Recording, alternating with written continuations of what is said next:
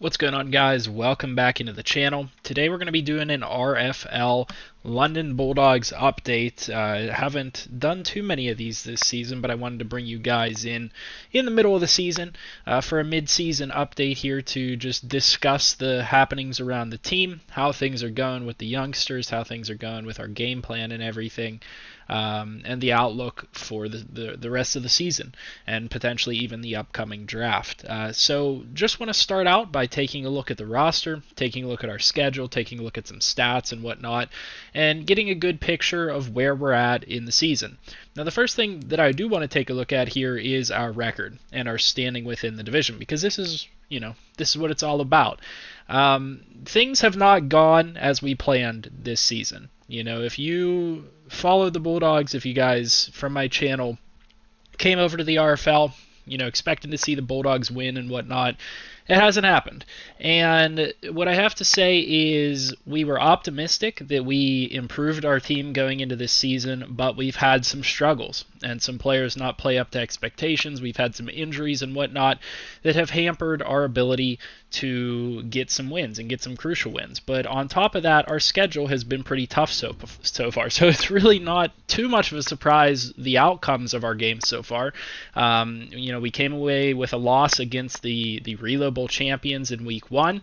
We played them tough. That game was much closer than it looked. It was a really low scoring game going into the fourth quarter, and then the Red Dragons just got a couple of interceptions on Timmy Merritt and took away the win there. We got our RFL bye week win, and then we came back against the Red Dragons, which again was another game where we were in it. We were close up until the fourth quarter, and then we got a bunch of interceptions, and Timmy Merritt threw the ball away a couple times, and the Red Dragons just kind of ran away with it. It was a winnable game, but unfortunately we came away with an L. And so that's 2 out of our first couple games that we came away with an L. Then we came up against the Celtic Tigers. 3 out of our first 4 games, top performing opponents right now, especially with the Celtic Tigers being at the top of the division, and we played them to a 17-20 loss towards the end of the game, and we played really well in that one too.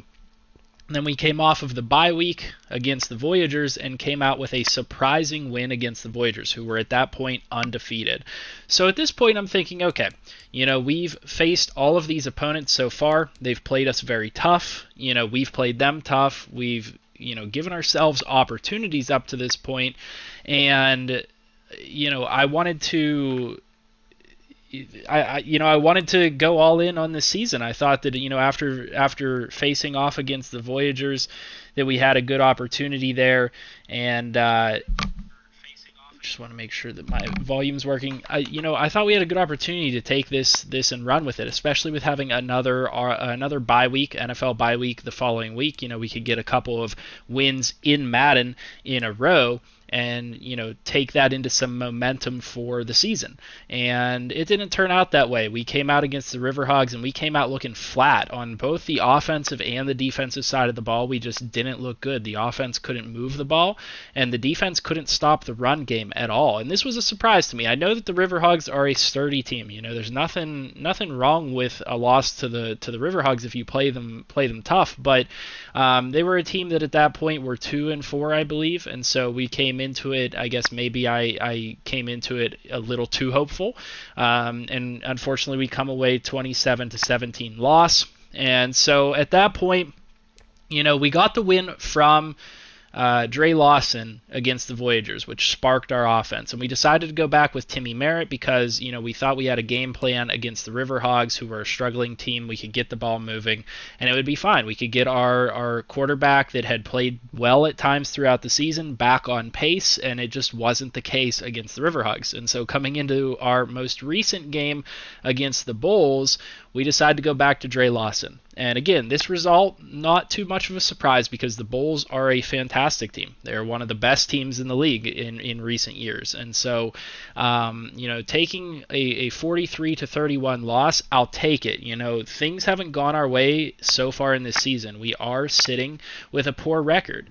But putting up 31 points with a 66 overall quarterback in Dre Lawson tells me that we have the weapons there. We have the offensive line there. We just haven't gotten consistent enough quarterback play. We haven't gotten gotten a consistent enough balance with our offense between the run game and the pass game to really keep things going. Now, at this point in the season, we're sitting at 3-5. There is the slightest of margin that we could possibly make it into the playoffs, and we have to understand that. We are going to continue to try to compete and try to win these games, especially with very winnable games coming up, like the Pioneers. Everybody knows that the Pioneers aren't the greatest in the league, and they are a struggling team. They hadn't won for 2 years. They just recently got their first win in 2 years. And so, this is a game that we're going in fully prepared to try to beat the Pioneers and come away with a morale victory here and try to bounce back with a strong end to the season. And that's what I would like to see from this team. But I'm also, going to note that it's not what I 100% expect to see, because this team has had their ups and their downs, more downs than ups, to be honest with you, and we are in a build phase. When it ultimately comes down to it, I've been honest about this since I took over the team, we are still building. We came in to the Bulldogs that were in, a situation where they hadn't been back to the playoffs since they won the Reload Bowl in Season 1. I came in Season 5, and the team was already struggling. They were 0-3, I think, whenever I took over for the team. So, we played up to a 9-7 record at the end of that season, and we were hopeful that, with the moves we made in the offseason, we could get up to a point where we could compete this season, maybe bounce ourselves into a playoff game. But it's become clear that we obviously are going to take a little bit longer to get to that point. So we have a lot of building to do, a lot of development with the players that we have, and then a lot of addition to the team that we need to do. In prior seasons, this team has been in financial trouble, and we're finally getting this team out of financial trouble. So the hope is that in the offseason, we'll be able to supplement our roster with free agent additions, as well as targeting some great players in the draft. I mean, hey, you have to look at it as a positive and a negative. There's the potential that we could do well at the end of the season, and I'd be very happy with that. But there's also the potential that we can get a really good draft pick out of this and help this team build for the future. And so that's also an important way to look at it. Now, with that being said, we've talked about the standings, we've talked about where our team lies in terms of the ARC. I also want to mention that we are last in the ARC right now. We're tied with the Riverhugs, but they've got head-to-head over us. So technically speaking, we're last right now. With NFL bye wins and all that type of stuff, essentially what it boils down to is this game against the Pioneers is massive, because whoever loses this game is essentially the top draft pick in the ARC right now. We're trying to win this game, but it has huge implications for both of these teams. It has huge implications for both of these franchises. And so, highly recommend that if you guys haven't even checked out any RFL content yet, check out this game at least, because it has huge implications. On Sunday, I believe that this game is. Mitchie, if you're in the chat, you could probably correct me on when this game is. But with that being said, I want to transition into looking at the roster a little bit, talking about how some of these players have developed and whatnot, and some of the situations that have gone on with the team. And I think it's prudent to start with the injury report, because if you've been following the Bulldogs, you know that Drew Brewer was the number 1 overall pick. If you follow the RFL, you know Drew Brewer was the number 1 overall pick. And unfortunately, he hadn't gotten a sack in the entire time that he was playing, and he now tore his labrum, midway through the season. And so he's got 1 week left on this injury. After this game against the Pioneers, he's going to be able to come back and hopefully have an impact for this team. We have a couple of ideas of how we can get him involved. We have a couple of ideas of how we can get him involved in the pass rush game, especially, and get his sack numbers up and hopefully continue to improve him as a rookie. But we also had that injury to Thomas McDonald that you guys saw at the tight end position. Now, outside of those injuries, which have hampered us, there have been various other injuries, especially across our defense. There have been points where Brodine exited the game, Savage exited the game, other defensive line like Sherman Fluker, who we picked up, exited the game. We've had other injuries as well. So we've been banged up on the defensive side of the ball. And Mitchie, I see you put it down there. I appreciate you looking that up and posting that in the chat. We've had injuries that have hampered us, but I'm not making excuses. I'm never going to make excuses for my team. I'm in control of this team. I put my team in the position that they're in, and ultimately it comes down to me. It comes down to the job that I'm doing with this team, and we haven't been prepared to compete yet, and we're trying to get to that point where we can be. Looking at the roster, though, I want to talk about some of the development that we've gotten out of these players, because I feel like we've gotten some really good development with a lot of the players that we have on the team. And first and foremost, I think that starts on the defensive side of the ball, and one of the players that I want to highlight the most, and one of the players that if you follow the RFL, you probably know his name. Shaquille Tiller has been playing like an absolute beast for us. I believe he came in at around a 78, maybe a 79 overall. He's now up to an 82 overall. He has been playing fantastic for this team this season. You guys can see his attributes up here on the screen. He's got a couple of interceptions, very nice interceptions, like huge playmaker type interceptions. This guy is going to be a beast for the future for this team. He's an absolute building block in the secondary for this team. And so I wanted to highlight that he's been developing really well. And then across from him, Isaac Lockhart has developed into a pretty solid corner. His stats as well, he's got 92 speed, 95 acceleration, so he's more of an athlete as opposed to Lockhart. Lockhart's not as much of an athlete. He's more of just a skilled player. He's got really good coverage skills, whereas Lockhart is more of the athlete. And so Isaac Lockhart bumps from the outside to the slot position, and he does it really well. But one of the things that I want to mention about that is that we aren't really established in terms of our secondary. I would like to have 3 very good corners. We have 2 developing corners right now, and so you have to consider that, and they've done a really good job of locking down a lot of receivers so far this season. That's been a strong point, is our defense, and even our pass coverage has been pretty strong this season. Caleb Norris has been playing in the cornerback position as well. When Isaac Lockhart bumps into the slot, he plays on the outside, and he's been pretty solid on the outside. Again, a developmental type of player. He's not crazy good or anything like that, but he's fast. He's able to keep up with guys. There's been a couple of times where guys have gotten nice catches over top of him or anything, but we can't expect the world from these young guys because they're not there yet, and I'm hoping that they will be, at least within the next season.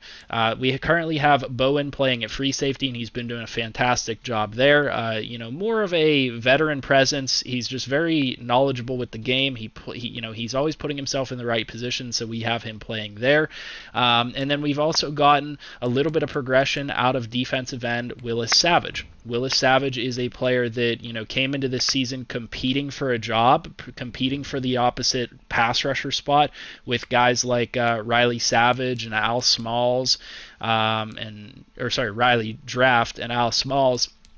And, he just, in the first couple games, kind of like burst onto the scene, got a couple sacks against the Red Dragons, and developed into a star player, 78 overall. So I like what I see from this guy. I'm hoping, I have big hopes for him in the future.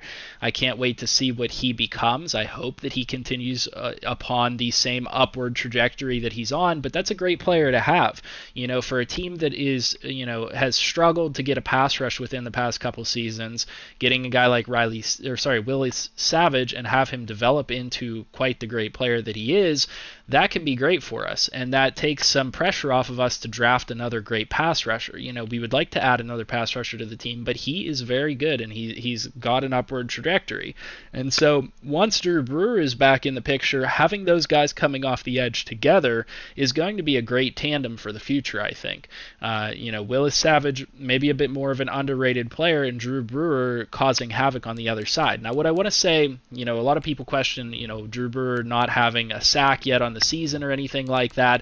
This man was absolutely disruptive, and you have to consider he's playing the D-end position. So he was more disruptive in the run game than my D tackles are. I mean, you're taking a look at one of the best D tackles, I think in the league in Jack Brodine, and realistically speaking, Drew Brewer was a better force in the run game, and maybe that's part of what got him injured. Maybe I was putting him in too many of those situations too quickly, and so it wore down on his body a little bit too quickly as a young rookie player. But he was a force to be reckoned with, and he was always disruptive. He was always coming this close to getting his first sack and couldn't get it.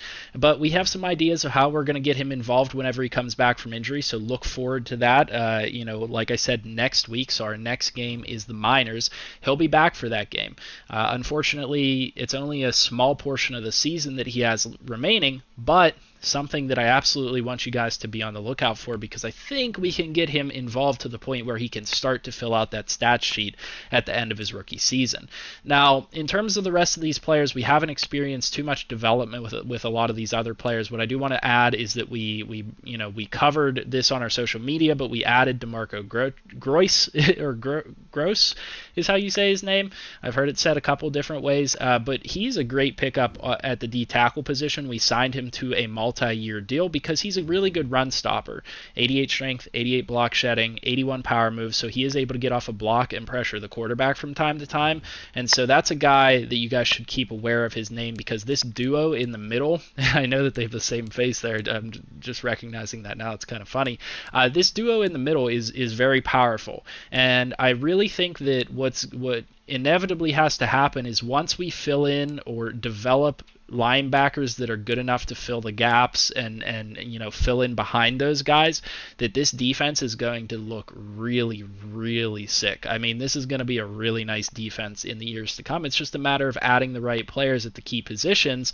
I'm not saying anything negative about the guys that we have here. They've performed admirably in the roles that they've been given, just not developed yet to the point where they can consistently come up and fill those gaps and help out the D line in front of them that is actually playing pretty well.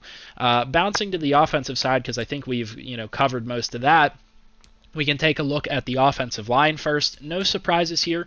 We have most of our long-term starters, and they're doing well for the team on the offensive line. Moffitt was playing really well. I believe he had 0 sacks allowed for the entire season until the last game. And realistically speaking, the sacks allowed are not his fault. So I think he had 2 or 3 sacks allowed, but those were strictly because Dre Lawson was, getting those animations where he was just like running into the sack. Not really Moffitt's fault. So he's been fantastic for us this season.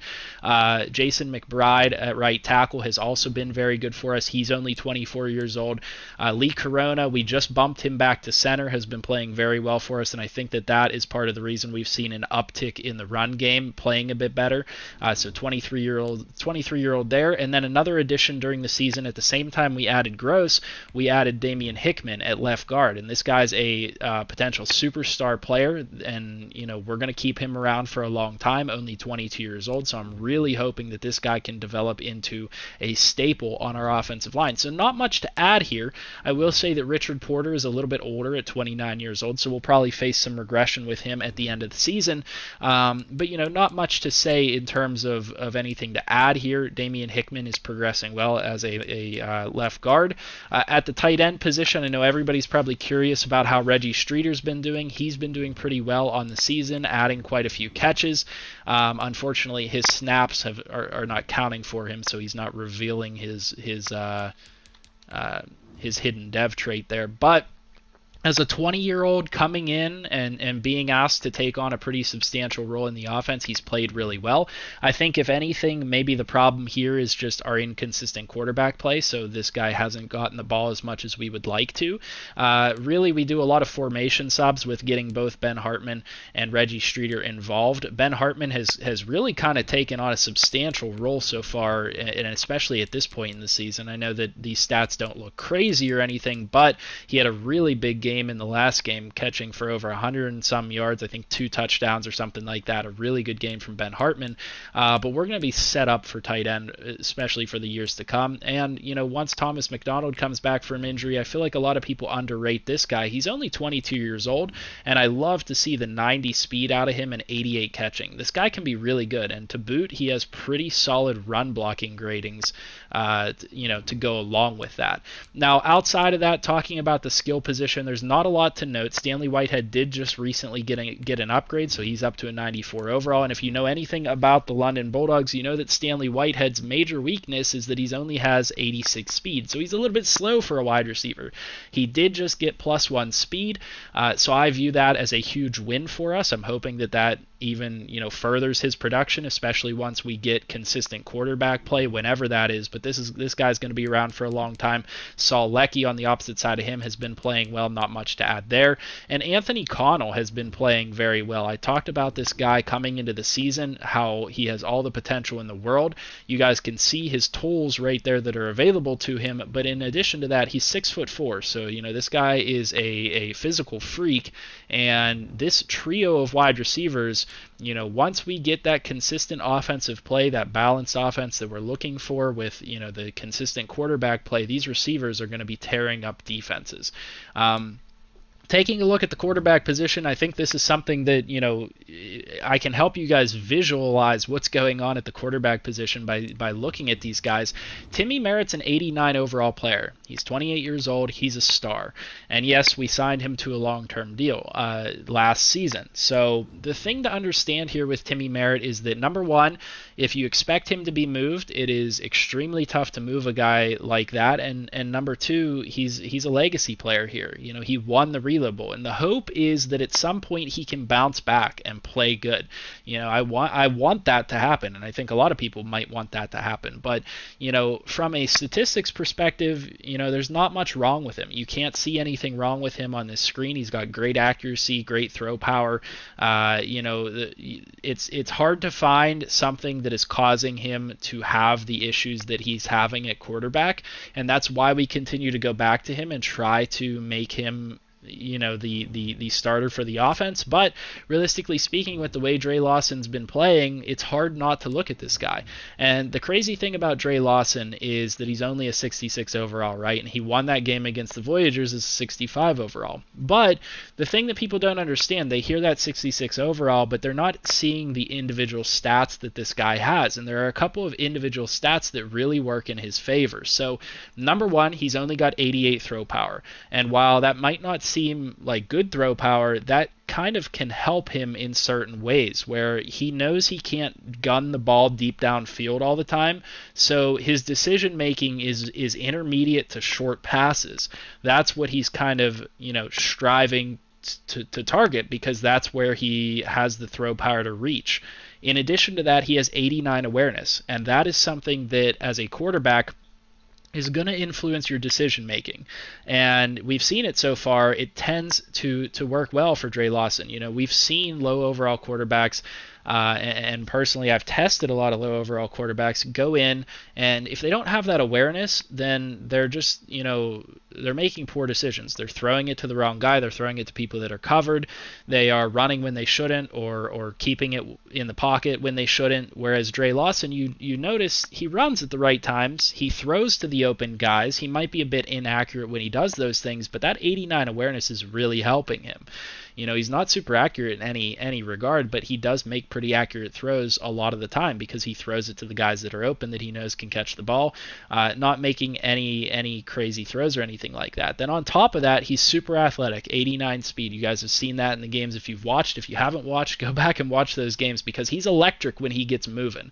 When he gets outside of the pocket and escapes those guys that are chasing him down, he is very electric as a player. And then he's got 89 juke moves, 79 spin moves, so he can be a bit elusive at times. That could be to a quarterback's detriment when they're scrambling. If he tries to juke and jukes into a hit stick, it's going to be a fumble no matter what. But there's been a couple of times as well that he's been able to fake out ball carriers and get himself going for a couple extra yards because he puts on a decent juke move or something like that. So there's upside there with Dre Lawson. We have not committed to either of these guys as our long-term solution at quarterback. In fact, coming to the draft and thinking about all the great quarterbacks that there were from this college series, we're going to be looking at that position and evaluating it heavily. We wouldn't be doing our due diligence if we didn't. And obviously, to have the problems at the quarterback position are what is going to cause your offense not to run. That's the worst position that you could have issues at. That's the worst position that you could have inconsistency at. So hopefully we can get this right. And I think that based on everything we have around the quarterback position, if we get the right quarterback in here, they should have no problem succeeding. It's not like he's coming into an offense with no weapons around him, no blockers ahead of him or anything like that. And so that's maybe why we've been able to see some of the success that we have out of a 66 overall quarterback, because he's got guys to throw the ball to. He's got guys to block for him, and that's important to have. Now, the next thing and probably one of the last things that I want to recap in terms of, looking at the roster and player development and stuff, is we've seen a nice progression from our running game. We haven't gotten the amount of running game that we've wanted to until this week, where, we put up 31 points against the Bulls, who really have a tough defense. But, with this game against the Bulls, we were able to demonstrate what this offense can really do.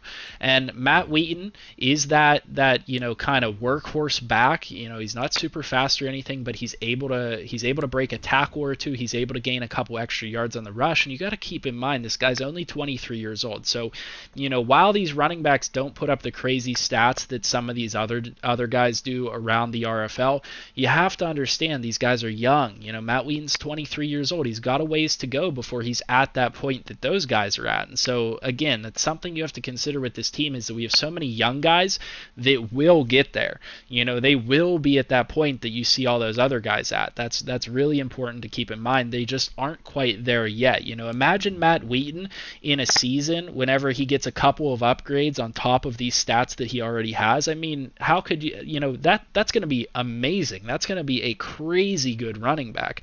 And then to boot, we've gotten very good production out of Vic Cage as the third down back, as a receiving back. This is a guy that is super athletic, 98 speed, 99 agility, and imagine getting a couple more upgrades on him. He's not even really that good in terms of route running or anything like that yet. If he gets a couple of route running upgrades, this guy could be burning linebackers, even maybe burning DBs because of that speed and everything like that. And so I think that we have a really great halfback duo for the future, both 23 years old, both superstars, and that's not even to mention the guy that we drafted this year in Christian Nash, who's only 21 years old, who also has speed and can put on a move and looks really athletic. So, the combination of these three running backs, like I said, we have so much talent on the offensive side of the ball. It's just a matter of getting consistent play from the offense and getting consistent play from the quarterback position. And I think that that's pretty easy to recognize that's been the issue for this team this season. Now, outside of that, I do want to identify one more thing, and we're going to talk about special teams here real quick. This is the one last thing that I want to talk about in terms of the roster. Chandler Overton continues to be like one of the best punters that I've ever seen in Madden. I mean, this guy coffin corners at like every single time he kicks the ball. Maybe that's an exaggeration. Maybe I'm going a little wild there, but 96 kick power, 89 accuracy, and his awareness is only 62. So, he's only 26 years old. Maybe he gets a couple upgrades, and this guy is going to be continuing to be an absolute menace to opposing offenses, because he pins them back, and that puts our defense in great situations and helps keep us in games. Now, the other thing that I want to talk about is Graham McLeod, who has been kind of disappointing for us this season. Now, this is the long-term veteran. He's been around for a long time. He's got a big leg, 95 kick power, but the trouble here for him has been missing those long kicks. There's been a lot of long kicks. Not a lot, I guess. There's been 3 long kicks essentially that he's missed. Anytime we try a super long kick or anything like that, they think he has the leg for it, but he just doesn't have the accuracy for it anymore, and so he misses those kicks, unfortunately. But I mean, outside of those long kicks, he's been pretty consistent for us. So I did want to note that we're kind of up in the air on whether we're going to bring him back on a 1-year deal or something like that. We want to kind of wait and see what happens with him. But he almost didn't come back to the team last offseason, ended up changing his mind and deciding to come back for another year. But this is a position that we will be looking to potentially address in the draft or something like that. Adding a kicker, maybe the off season in free agency, could be an option. We could keep McLeod. That's still on the table. We haven't ruled that out, but a position that's been a little bit weak for us and has been a troublesome spot for us. Now, outside of all of that, I want to go ahead and take a look at some stats and everything. We've looked at the injury report. We've talked about our schedule and the standings and everything up to that. So I think the last thing remaining is just to take a look at the stats for these players and see a little bit of what's going on.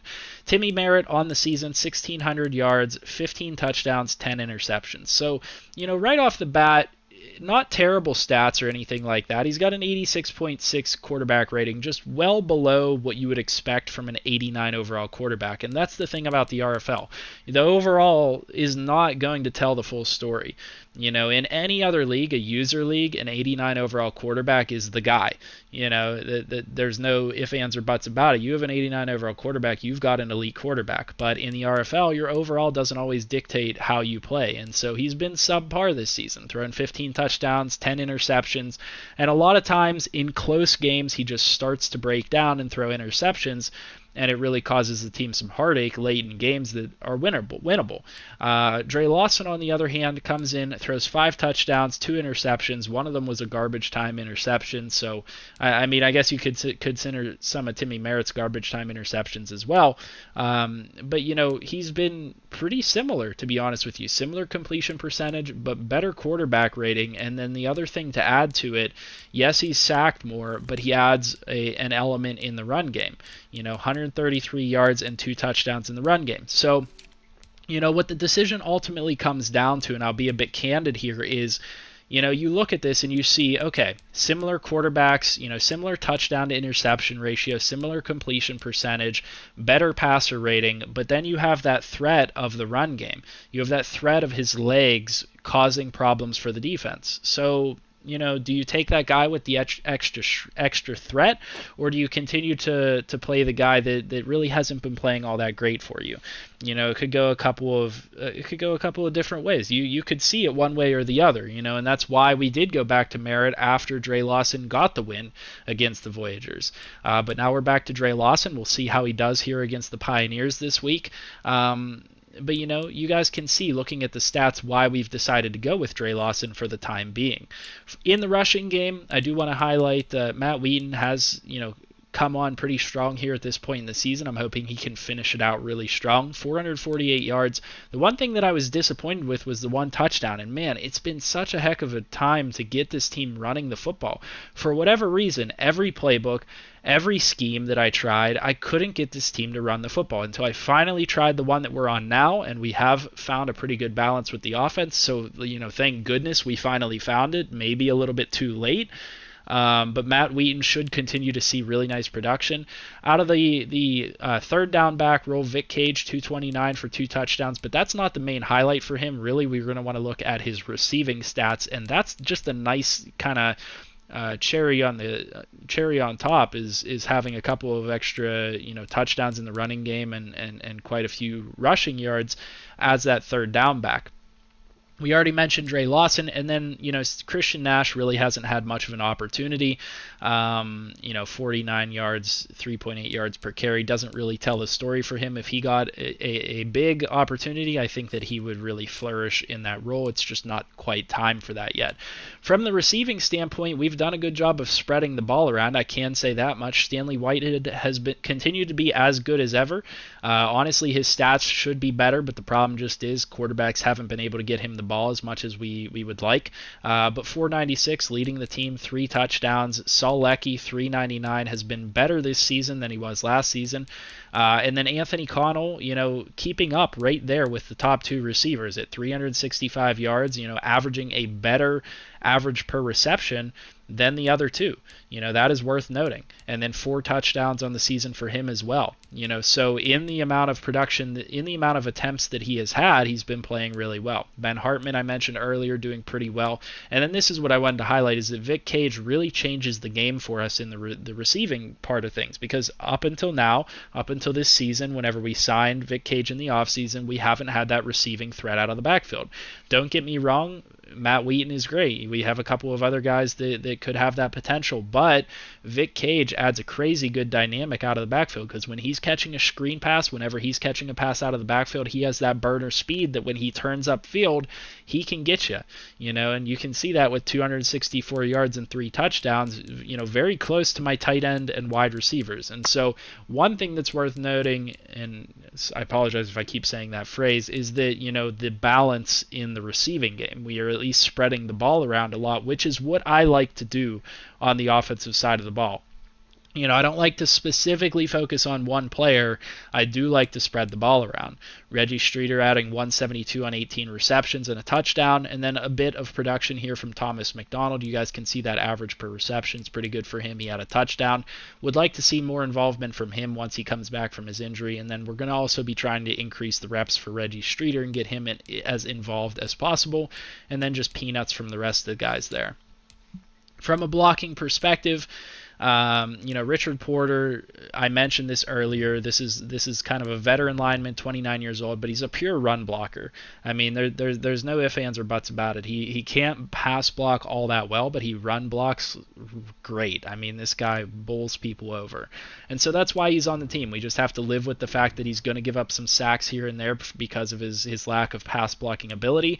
I mentioned Jake Moffitt. He had 0 sacks allowed until the last game, so through 7 games he had 0 sacks allowed, he got 3 in that game, but he's been great for us this season. And I have to take a moment to shout out Sim Football Critic for showing up in the chat. I appreciate you coming over and showing some love. I really do appreciate that, and I appreciate you shouting out my sliders. It means a lot. Really appreciate that. Moving on to Lee Corona. Lee Corona has been good for us this season. Like I said, he just made the move from right guard back to center. He was originally a center. Bronson Gray really hasn't gotten as much playing time as we expected coming into this season. But when he does play as a backup player, he rotates in quite often. He plays pretty well. And then Jason McBride, the right tackle, playing pretty well, only allowing 2 sacks in 8 games. And then the rookie, as we mentioned, Damian Hickman, only 1 sack allowed in 7 games. We picked him up partway through the season, and he's been playing really well. Moving on to the defensive side of the ball, Shane Masters has been leading this team in tackles, so the hope here is that Shane Masters can almost double that number, considering we're about halfway through the season, and he can continue to lead this team from the defensive side of the ball. Shane Masters is a guy that we really want to see develop into a long-term starter for us, and I also wanted to.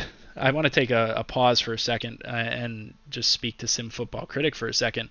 I don't know if you know about the Relocation Football League, but it'd mean a lot if you checked out the Relocation Football League. They're getting pretty big on YouTube themselves, so check them out. I don't know if you are interested in simulation style football the way that we do it, broadcast style football, but I have a ton of fun with it. You might even have a ton of fun with it if you had time to be a coach or a player or something like that. You can submit a player, you can apply to be a coach of a team.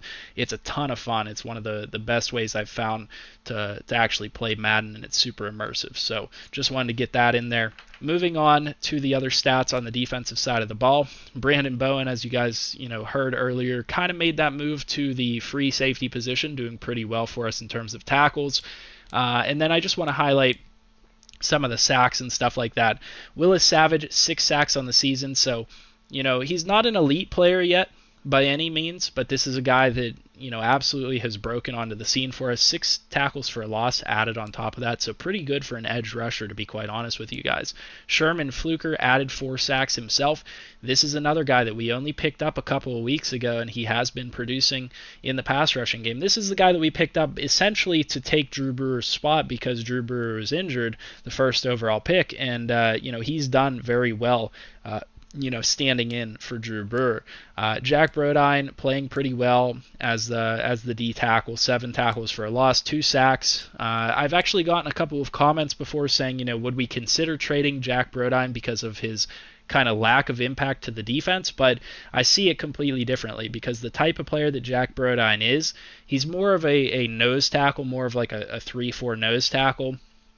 He really does a good job of eating up blocks, and really the trouble is just with the linebackers not being capable to come in and make the plays behind the D line, and so once we get those positions filled in, then we're going to see a lot of production out of the combination between these guys like Jack Brodine and then the linebackers behind them.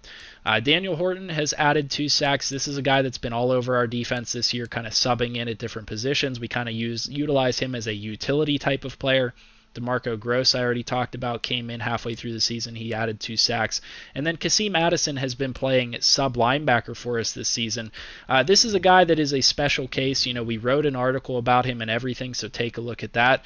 But Kasim Addison, only 85 speed as a safety. We can't officially move him to the linebacker position, at least not yet. I might try to make that case in the offseason because he's played sub-linebacker and he's played it well all season. But that 89 zone coverage has been huge for us. There have been times where you've seen our defense really lock people down, especially in the passing game. And a lot of times that comes from guys like Kasim Addison in the middle, doing what they're supposed to do in their zone and locking guys down and covering them the way that they're supposed to. He's been fantastic in that role, and just somebody that I like to highlight there. On the defensive, the DB side of things, Shaquille Tiller, I mentioned those 2 interceptions. If you guys haven't checked out this one, he had the one against the River Hogs? You guys got to check out his interceptions. His interceptions are crazy. They're like diving picks, I have dubbed him around the London Bulldogs. I have dubbed him Air Tiller. This is a guy that makes crazy plays.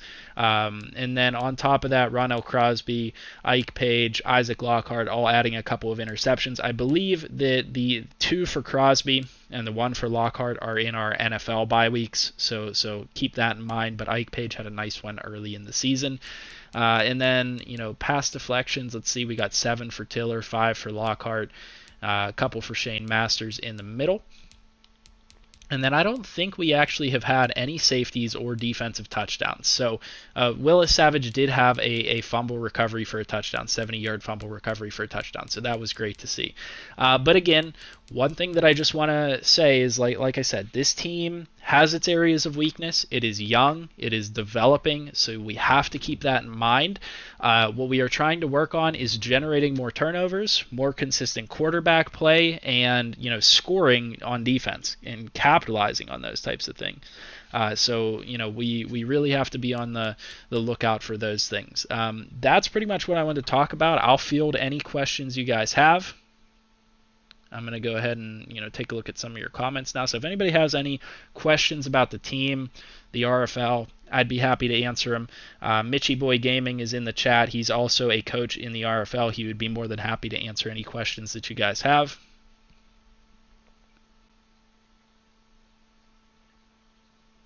Oh yeah, Sim Football Critic, you are 100% right on that.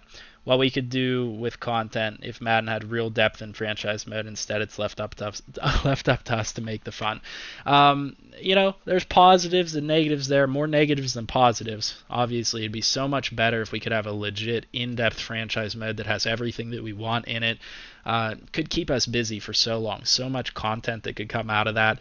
But the other thing that, the positive that comes out of it, like the RFL, for example, I would have never found that type of community if Madden and the lack of content in Madden hadn't driven me to look for that type of thing, hadn't driven me to look for a community to fill that role. And I've made a lot of great friends from the RFL, found a lot of great people that I would play franchises with, all that type of stuff. So I would have never found that if EA didn't sit on their hands and do nothing with the game. So there is a positive to come out of that, but I 100% agree with you. Imagine what could come of it if we get that real depth to the game that we've been waiting for. I can just think about it back in the day. I mean, I know that the Madden games were never exactly what we're looking for, but way back in the day whenever I was younger, like the early 2000s Madden games, even the franchise mode, the career mode, everything, it was deeper, it was more entertaining. The career mode had different scenarios and stuff that were entertaining to you, and so I miss those days. I've played every Madden since the first one came out, but that's just the reality of it now, unfortunately, and I'm hoping, they've done a good job of keeping up with some of the updates up until this point for this game. I'm hoping that they're listening and that they make big changes for Madden 22. I'm not really seeing any questions or anything. Like I said, I appreciate SimFootball coming out, showing some love. I appreciate everybody else tuning into the chat. like I said, and like Mitchie posted down in the chat, our game is Sunday against the Pioneers. This game has huge implications. You have to keep that in mind. This is essentially the battle for a top pick right now. I think both of these teams are trying to win this game. Neither team's trying to tank or anything like that, but this game has massive implications. Do we stream the RFL games on a dedicated channel? Yep, every single one of the games is on the Relocation Football League's channel. So if you look up Relocation Football League, all of the games are there. They have a full-blown college series and the Relocation Football League. So essentially what it is you can submit a player to the college series. You play an entire season in the college series. They have the playoffs. They have, the championship game and everything.